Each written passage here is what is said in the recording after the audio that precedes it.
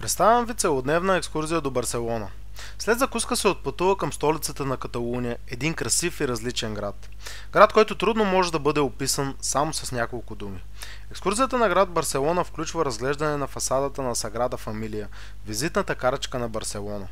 Гауди посвещава голяма част от живота си на този храм, чието строителство продължава и днес.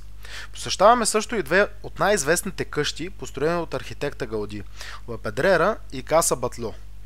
Другото по-известно име на Ла Педрера е Каса Мила, която е съчетание от камък и стомана. С това наподобява на развълнувано море. Каса Батльо прилича повече на приказно същество, отколкото на частен дом.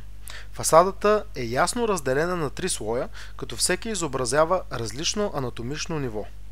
Парк Цитадела е завършен за световното изложение през 1888 година. Представлява истински зелен оазис, разположен в историческия център на града. Сред основните атракции в парка е водната каскада с раждането на Венера. Разполага и с чудесно езеро, където всеки може да се наслади на спокойствие и природа. Ще се запознаете и с триумфалната арка, която е построена в мавритански стил от червени тухли. Фриз поздравява с надпис «Барселона приветства всички нации». Арената за бикоборство Арена Монументал днес е превърната в мол Аренас, но е запазила невероятната си фасада. Христофор Колумб е един от символите на Барселона със своята величествена статуя. Булевард Грасия, площад Каталуния и Ла Рамбла ви очакват, а пак с надежден и лоялен партньор.